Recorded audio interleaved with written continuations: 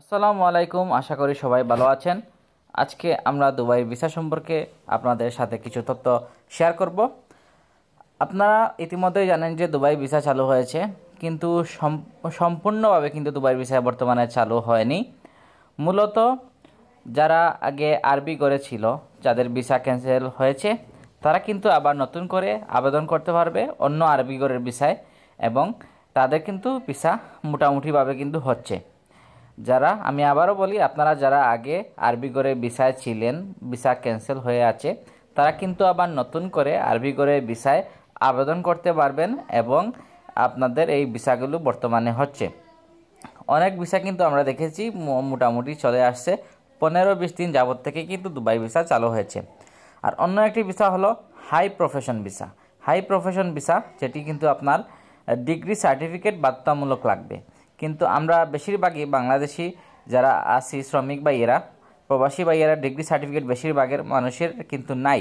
সেক্ষেত্রে কিন্তু আপনি হাই প্রফেশন ভিসায় যেতে আপনার একটু জটিলতা আছে।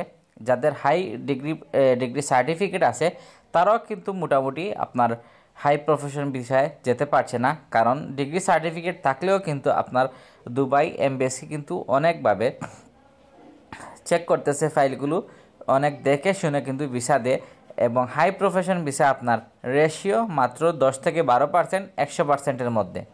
সো হাই প্রফেশন ভিসা যারা ভিসা পাবেন, তাদের কিন্তু অনেক প্রতিকূলতার মধ্য দিয়ে কিন্তু ভিসা পেতে হবে। আর অন্যান্য যে ভিসাগুলো আছে, কোম্পানির ভিসা এবং ফ্যামিলির ভিসা, সেই ভিসাগুলো বর্তমানে এখন পর্যন্ত বন্ধ আছে।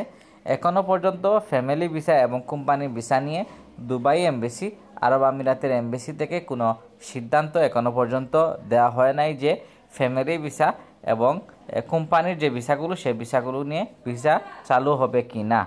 কিন্তু আপনারা এটি নিশ্চিত থাকেন যে আশা করি ফ্যামিলি ভিসা এবং কোম্পানির যে ভিসাগুলো খুব শীঘ্রই কিন্তু চালু হয়ে যাবে, কারণ সব দেশেই কিন্তু মোটামুটি ভিসা চালু করেছে আরব আমিরাত সরকার। আশা করছি আপনারা ফ্যামিলি ভিসা এবং কোম্পানির ভিসায় কিন্তু খুব শীঘ্রই সুসংবাদ পাবেন। আর দুবাইয়ের সম্পূর্ণ ভিসার আপডেট পেতে, সবার আগে পেতে আমাদের চ্যানেলটি আপনারা সাবস্ক্রাইব করে পাশে থাকবেন। আর বেল আইকন এবং কমেন্ট করে জানাবেন আপনাদের যদি কোনো প্রশ্ন থাকে, তাহলে আমরা পরবর্তী ভিডিওতে উত্তর দেওয়ার চেষ্টা করব। ধন্যবাদ।